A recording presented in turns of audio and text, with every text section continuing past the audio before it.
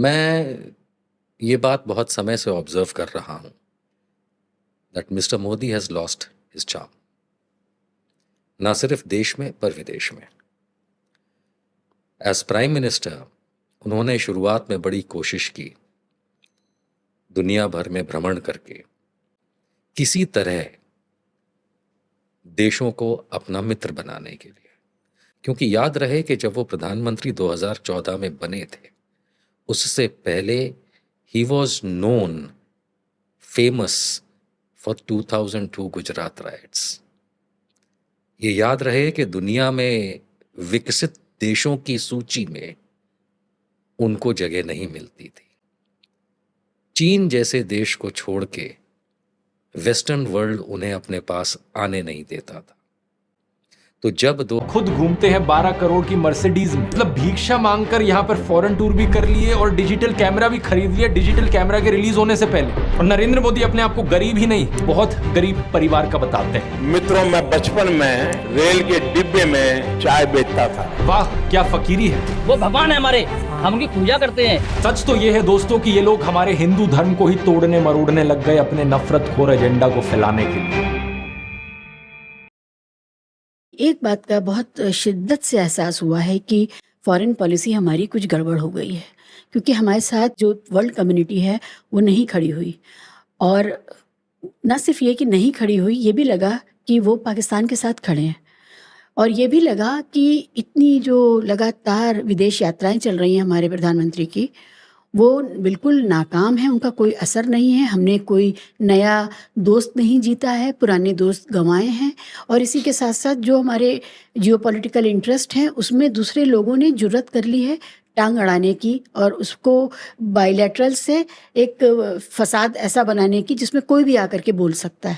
मैं ये बात बहुत समय से ऑब्जर्व कर रहा हूं that mister Modi has lost his charm, ना सिर्फ देश में पर विदेश में। एज प्राइम मिनिस्टर उन्होंने शुरुआत में बड़ी कोशिश की, दुनिया भर में भ्रमण करके किसी तरह देशों को अपना मित्र बनाने के लिए। क्योंकि याद रहे कि जब वो प्रधानमंत्री 2014 में बने थे, उससे पहले he was known famous for 2002 Gujarat rights. ये याद रहे कि दुनिया में विकसित देशों की सूची में उनको जगह नहीं मिलती थी। चीन जैसे देश को छोड़ के वेस्टर्न वर्ल्ड उन्हें अपने पास आने नहीं देता था। तो जब 2014 में वो प्रधानमंत्री बने, तो वो चाहते थे कि हर उस देश में वो जाएं और सिर्फ प्रूव करें कि मैं आ सकता हूं। उन्हें भारत के विदेशों के साथ रिश्तों से कोई मतलब नहीं था। It was his way of proving to them people like जो बाइडन ने साइन किया था उपराष्ट्रपति रहते हुए कि इसको वीजा नहीं दिया जाएगा। तो ऐसे देशों में जाकर के इन्होंने अपनी नाक का सवाल खड़ा जो था उसको साबित करना चाहा। देश के प्रति इनका कोई सरोकार नहीं था। अब ये बात समझ लेनी चाहिए कि जो शुरुआत से ही चीज सही ना हो, वो आगे चल के कोई फल नहीं दे सकती।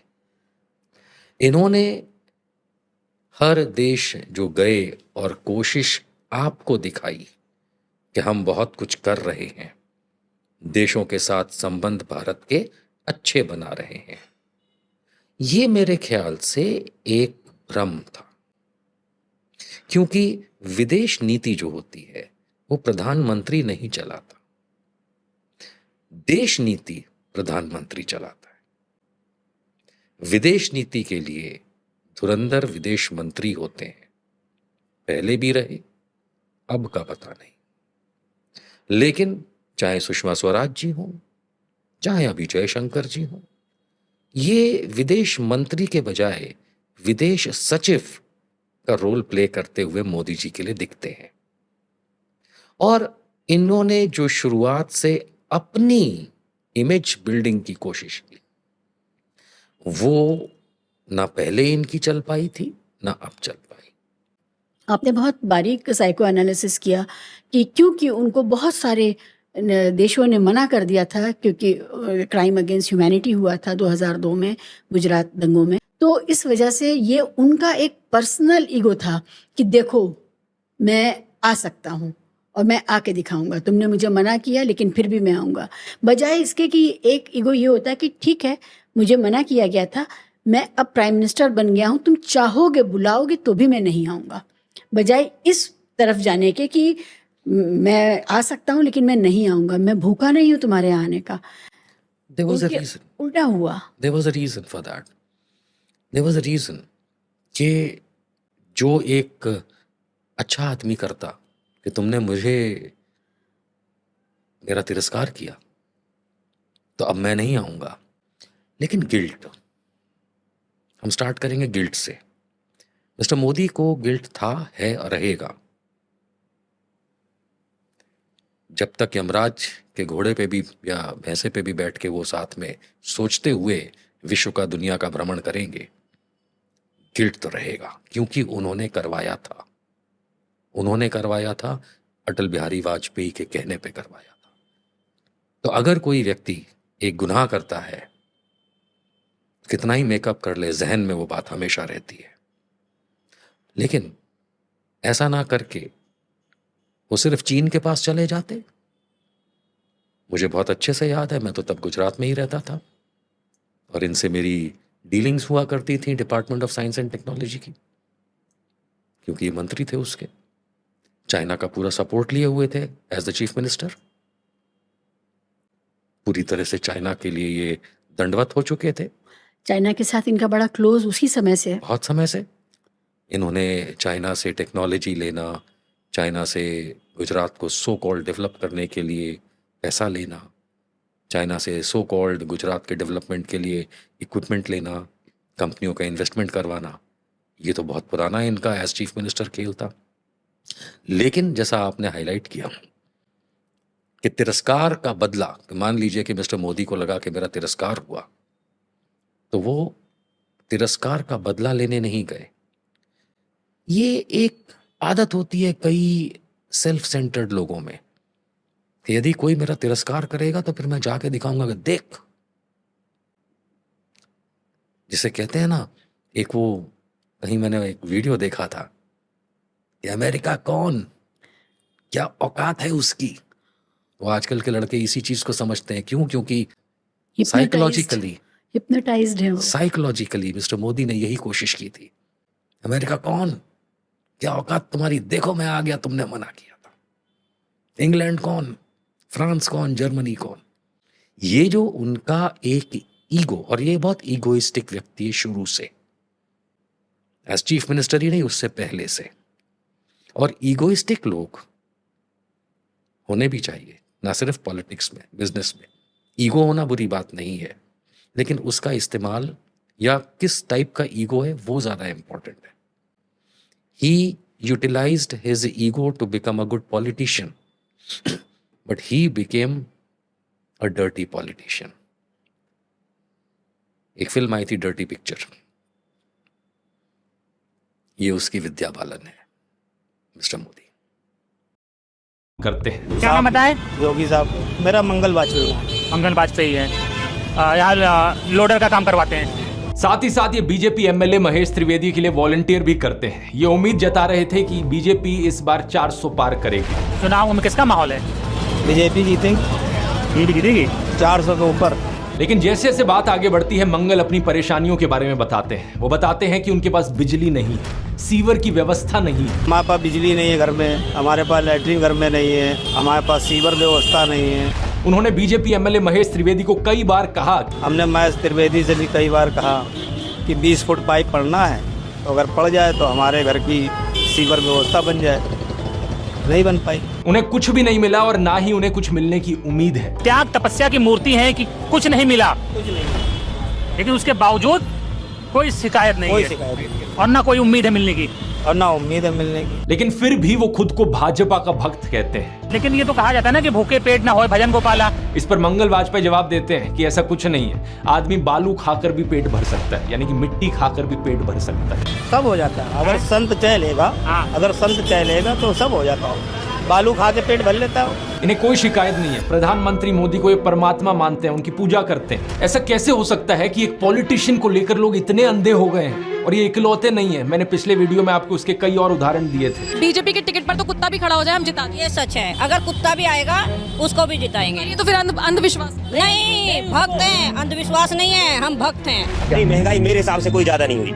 अब मैं 10 साल से बनियान नहीं पहन रहा, देखो आप। वो भगवान है हमारे, हम उनकी पूजा करते हैं। ऐसा हुआ है इमोशनल मैनिपुलेशन और ब्रेन वॉशिंग की वजह से। एक बड़े स्केल पर देश में लोगों का ब्रेन वॉश किया गया है, और जो माफिया यहाँ पर ब्रेन वॉश कर रहा है लोगों का, वो 4 डिपार्टमेंट्स पर काम करता है। पहला डिपार्टमेंट लोगों में गर्व और अहंकार भरता है कि आप महान हो क्योंकि आप हिंदू धर्म में पैदा हुए। दूसरा डिपार्टमेंट आपको एहसास दिलाता है विक्टिमाइजेशन का, कि सदियों से, 1000 सालों से आपके पूर्वज विक्टिम बनकर रहे थे। तीसरा डिपार्टमेंट आपके अंदर डर भरता है कि आपको खतरा है उन लोगों से। और चौथा डिपार्टमेंट यहाँ नरेंद्र मोदी को मसीहा बनाता है कि सिर्फ नरेंद्र मोदी ही आपको बचा सकते हैं। पहले 3 डिपार्टमेंट्स की मैं 3 अलग अलग वीडियोस में ऑलरेडी बात कर चुका हूं। अब वक्त है इस चौथे डिपार्टमेंट को एक्सपोज करने का। नरेंद्र मोदी की कल्ट ऑफ पर्सनालिटी, कैसे इनके इतने सारे फेलियर्स के बाद भी लोगों को इमोशनली मैनिपुलेट किया जाता है कि लोग इन्हें भगवान मान बैठे। आइए जानते हैं आज के इस वीडियो में।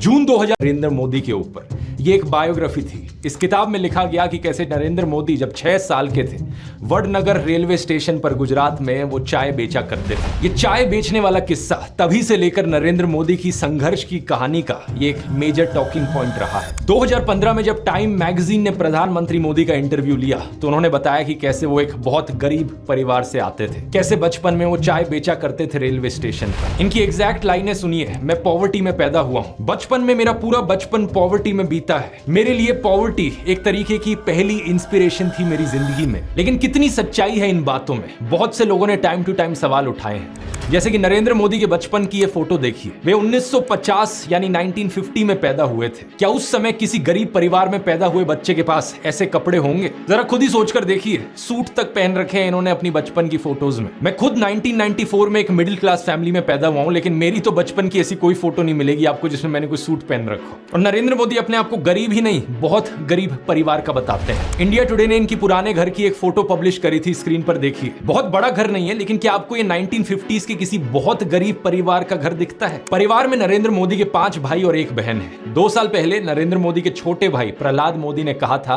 कि उन 5 भाइयों में से जिसका नंबर लगता था वो मदद करने चले जाता था। उनके पिता ने पूरी जिंदगी चाय बेची, उन 5 भाइयों और 1 बहन को बड़ा किया। इसलिए नरेंद्र मोदी को चाय बेचने वाले का बेटा कहना चाहिए। ये पत्रकारों की गलती है। सब भाइयों ने चाय बेची है, मेरे पिता ने पूरी जिंदगी चाय बेची, पूरी जिंदगी। इसीलिए कहा जाए तो चाय बेचने वाले का बेटा कहना चाहिए, चाय बेचने वाला नहीं कहना चाहिए। ये पत्रकारों की गलती है। 2014 में कांग्रेस नेता अहमद पटेल ने कहा था कि नरेंद्र मोदी कभी चाय वाला नहीं थे, बल्कि वो एक कैंटीन ठेकेदार थे। अब कांग्रेस की बात पर कितना यकीन किया जाए नहीं किया जाए, लेकिन 2021 में बीजेपी ने भी ये कैंटीन वाली चीज अनइंटेंशनली एक्नॉलेज करी थी। रेलवेज मिनिस्टर अश्विनी वैष्णव ने इंस्ट्रक्ट किया ऑफिशियल्स को कि वो वडनगर रेलवे स्टेशन पर एक कैंटीन को ब्यूटीफाई करें। इंडिया टुडे के आर्टिकल में यह क्लियरली लिखा हुआ है और इसके नीचे एक फोटो भी लगी है इस टी स्टॉल / कैंटीन की जो नरेंद्र मोदी के पिता चलाया करते थे। हाल ही में लिखे गए CNN के इस आर्टिकल को देखिए। नीलांजन मुखोपाध्याय खुद कहते हैं कि मोदी की जो पॉवर्टी की कहानी है वो ग्रॉसली एग्जैजरेटेड है, यानी कि बहुत बढ़ा चढ़ा कर लोगों को बताई गई है। इतना ही नहीं, एक दूसरे आर्टिकल में नीलांजन बताते हैं कि नरेंद्र मोदी के पिता के पास इतने पैसे थे कि वो मोदी और उनके भाइयों को स्कूल भेज पाए। और स्कूल जाने का मतलब था कि वो कहीं और फुल टाइम काम नहीं कर सकते थे, बस वो स्कूल के बाद अपने पिता का हाथ बटाया करते थे। ये सब सुनकर एक बहुत बड़ा सवाल आपके मन में आएगा कि ऐसी कहानियों को क्यों बढ़ा चढ़ा कर हमें बताया जाता है। नीलांजन कहते हैं ऐसा इसलिए किया जाता है ताकि इंडियन पब्लिक को एक आइडिया बेचा जा सके। मित्रों, मैं बचपन में रेल के डिब्बे में चाय बेचता था और आज आपके सामने खड़ा।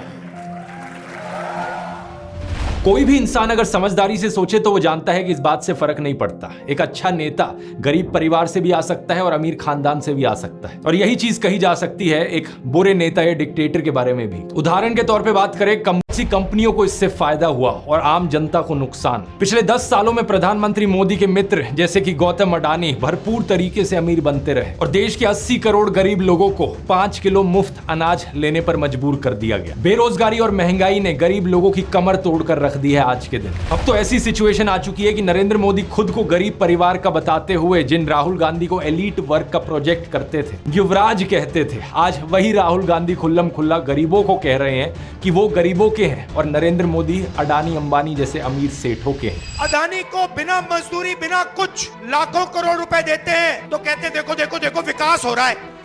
हमने मनरेगा किया, मजदूरी के लिए पैसा दे रहे हैं और कहते हैं गरीबों की आदत बिगाड़ रहे हैं। मैं आपका हूं, वो उनके हैं। राहुल गांधी कह रहे हैं कि जितना रुपया नरेंद्र मोदी ने अडानी को दिया है उतना रुपया वो देश के गरीब लोगों को देंगे। और मैं देश को फिर से दोहरा के कह रहा हूँ, जितना पैसा नरेंद्र मोदी जी ने इनको दिया है ना, उतना ही पैसा हम हिंदुस्तान के गरीब लोगों को देने जा रहे हैं। महालक्ष्मी योजना, पहली नौकरी पक्की योजना, इन योजनाओं के माध्यम से करोड़ों लाखपति बनाएंगे। इन्होंने 22 अरबपति बनाए, हम करोड़ों लाखपति बनाए। प्रधानमंत्री मोदी इसका ज्यादा जवाब दे नहीं पाए। उल्टा उन्होंने कोशिश करी थी ये कहने की कि अडानी अंबानी एक्चुअली में कांग्रेस के साथ मिले हुए हैं।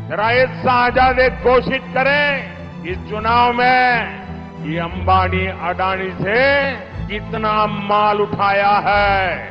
मार्च में आई इस रिपोर्ट को देखिए, भारत में इनकम इनइक्वालिटी 100 साल में सबसे ज्यादा हो गई है। इतनी बुरी हालत अंग्रेजों के जमाने में भी नहीं होती थी। ऐसे में अगर राहुल गांधी ने संकल्प लिया कि अगले 5 सालों में वो सभी 22 करोड़ गरीब लोगों को गरीबी से निकाल देंगे तो इसमें क्या गलत किया। लेकिन पीएम मोदी इस बात पर भी तंज कसने लगे। उनके पास खुद कोई अपना विजन नहीं है। 80 करोड़ लोगों के हाथ में कटोरा पकड़ा दिया और अगले 5 सालों के लिए यही 5 किलो अनाज वाली स्कीम एक्सटेंड कर दी। ना रोजगार का कोई प्लान बताया है, ना महंगाई कंट्रोल कैसे होगी ये बताया, ना गरीबी कैसे हटेगी ये बताया। और जब राहुल गांधी ने सबके लिए रोजगार की बात करी तो प्रधानमंत्री मोदी उनका मजाक उड़ाने लग गए। कांग्रेस के शाहजादे ने अभी घोषणा की, आप भी सुनकर के हंसोगे।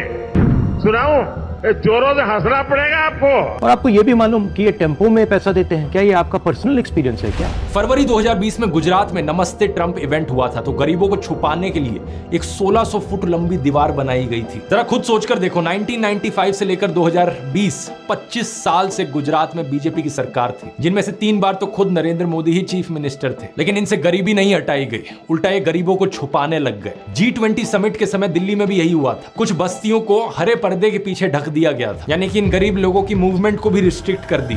इसी के तहत ये पूरी दुकानें यहाँ से ढक दी गई हैं। जो थोड़ा झुग्गी टाइप घर थे उनको भी ढक दिया गया है यहाँ पर। सोचिए कि ये कितना डीह्यूमनाइजिंग है। कोई आपसे कहे कि तुम अच्छे नहीं लग रहे हो, तुम तो एक दाग धब्बा हो। वो गोरे सेठ आ रहे हैं हमारे देश में घूमने, तुम्हें एक पर्दे के पीछे छुपा दिया जाएगा। कैसा लगेगा आपको ये सुनकर? उन गरीबों की सोचो, उन्हें कैसा लगा होगा। सीधा कहते हैं कि यहाँ से जाओ, उस गरीब को तो भगा सकते हो, उस अमीर को भगा के देखो ना। तो लेकिन उनके कल्ट ऑफ पर्सनैलिटी का ये केवल एक हिस्सा है। दूसरा हिस्सा यहाँ पर आता है उनके परिवार को लेकर। व्हाट्सएप पर और गोदी मीडिया के जरिए आपको बार बार बताया जाता है कि नरेंद्र मोदी इतने महान हैं क्योंकि उन्होंने देश के लिए अपने परिवार को छोड़ दिया, अपनी पत्नी को छोड़ दिया। देखो, वैसे ये एक पर्सनल मामला है, किसी पति पत्नी की आपस में ना बने, ये कोई बड़ी चीज नहीं है, बहुत से लोगों के साथ ऐसा होता है। लेकिन यही लोग खुद इस पर्सनल बात को बीच में लाते हैं, इसे अचीवमेंट के तौर पर दिखाने के लिए। देश के लिए पत्नी को छोड़ दिया, कोई सेंस है इस बात का? पूर्व प्रधानमंत्री लाल बहादुर शास्त्री जी ने तो अपनी पत्नी को नहीं छोड़ा, तो क्या वो देश के लिए काम नहीं कर पाए? महात्मा ज्योतिबा फूले की पत्नी सावित्रीबाई फूले के बारे में तो सब जानते हैं, क्या उन्होंने देश के लिए महान काम नहीं किया? आपने अगर रामलीला देखी है तो उसमें भी देखा होगा कि कैसे सीता जी ने भी भगवान राम का साथ दिया वनवास में, और राम ने उन्हें बचाने के लिए क्या क्या नहीं किया। तो व्हाट्सएप यूनिवर्सिटी की एक ऐसी घटिया नारी विरोधी मानसिकता है जहां आप औरत को एक अड़चन की तरह देखते हो, जहां आप पत्नी को छोड़ देने को एक अचीवमेंट की तरह दिखाते हो। और केवल पत्नी ही नहीं बल्कि नरेंद्र मोदी के परिवार को लेकर भी व्हाट्सएप माफिया यही बात फैलाता है। अरे औरों की तो छोड़ो, नरेंद्र मोदी खुद इस बात को बार बार दोहराते रहते हैं, कहते हैं कि उन्होंने अपने परिवार को देश के लिए छोड़ दिया। मेरे देशवासियों, मैंने घर परिवार सब कुछ देश के लिए छोड़ा है। पंजाब केसरी अखबार ने तो उनकी चरण वंदना करते हुए उनकी तुलना भगवान बुद्ध और महावीर जैन से कर डाली। लेकिन इन लोगों से मैं पूछना चाहता हूं, कभी भगवान बुद्ध ने अपना घर छोड़कर ऐसे बयान दिए क्या? सम्माननीय आदरणीय दीदी, आदरणीय दीदी, ओ दीदी, किसी औरत को कांग्रेस का विधवा लगे। आप प्रधानमंत्री मोदी का इंस्टाग्राम अकाउंट देखिए जरा। प्रियंका चोपड़ा और निक जोनस की वेडिंग रिसेप्शन में गए, उन्हें बधाई दे रहे हैं। इस वीडियो को देखिए, विराट कोहली और अनुष्का शर्मा के वेडिंग रिसेप्शन पे जाकर उन्हें गुलाब दे रहे हैं। मलयालम एक्टर सुरेश गोपी की बेटी की शादी में गए। टाइम्स नाउ की एंकर नविका कुमार के बेटे की शादी में गए। मुकेश अंबानी ने हॉस्पिटल खोला तो वहां बधाई देने पहुंच गए। इस न्यूज आर्टिकल को भी देखिए, नरेंद्र मोदी ने गौतम अडानी के बेटे करण की ग्रैंड एंगेजमेंट सेरेमनी को भी अटेंड किया। तो बॉलीवुड सेलिब्रिटीज और अमीर सेठों की शादियों में जाने के लिए बहुत समय है इनके पास। हालांकि इसमें कुछ गलत नहीं है, इनकी मर्जी अगर ये जाना चाहें तो। लेकिन सवाल यहां पर ये, क्या केवल अपने भाइयों और परिवार को ही छोड़ना पड़ता है क्या देश के लिए? एबीसी के इस आर्टिकल को देखिए। अवनी दास रिपोर्ट करती हैं कि अक्टूबर 2023 में मोदी परिवार उनके भतीजे की शादी के लिए इकट्ठा हो रहा था, लेकिन एक इंसान वहां से गायब थे, नरेंद्र मोदी। आपने फोटोज और वीडियोस में जरूर देखा होगा कि प्रधानमंत्री मोदी अपनी माताजी से मिलने जाया करते थे, जो कि अच्छी बात है। लेकिन कभी आपने नोटिस किया कि केवल वहां 3 लोग होते थे इस मुलाकात में? प्रधानमंत्री मोदी, उनकी माताजी और कैमरामैन। कभी कभार मुलाकात में 2-3 और लोग होते थे, लेकिन वो हमेशा और कैमरामैन ही होते थे। 3 साल पहले बीबीसी कॉरेस्पॉन्डेंट तेजस वैद्या ने प्रधानमंत्री मोदी के भाई प्रहलाद मोदी से बात करी, और सुनिए उनका क्या कहना था। तेरे परिवार ने दूर रखवानी सूचना आपवामां आवे। इस बात को लेकर स्पष्ट निर्देश होता है कि परिवार के बाकी सदस्य दूर ही रहे। प्रधानमंत्री मोदी की भतीजी सोनल मोदी ने भी यही बताया कि उनको मना किया गया है। उनसे पूछा गया कि शपथ ग्रहण समारोह में बहुत से लोगों को निमंत्रित किया गया, लेकिन उन्हें क्यों नहीं बुलाया गया? तो सुनिए उन्होंने क्या कहा था। नरेंद्र मोदी जी ने प्रधानमंत्री का शपथ ली थी, तब देश में से कई लोग गए थे। तब आपको न्योता मिला था या आपको जाने की इच्छा हुई थी? इच्छा तो सबको होती है, पर अफसोस है कि हमें इनविटेशन नहीं दिया गया। G20 की थीम रखी गई थी वसुदेव कुटुंबकम, यानी पूरी दुनिया एक परिवार है। लेकिन खुद के परिवार को, खुद के भाई बहनों को अपने से दूर रखा जाता है इस तरीके से। आखिर क्या कारण है? भगवान राम तो अपने परिवार के साथ रहते थे। राम, लक्ष्मण, भरत, शत्रुघ्न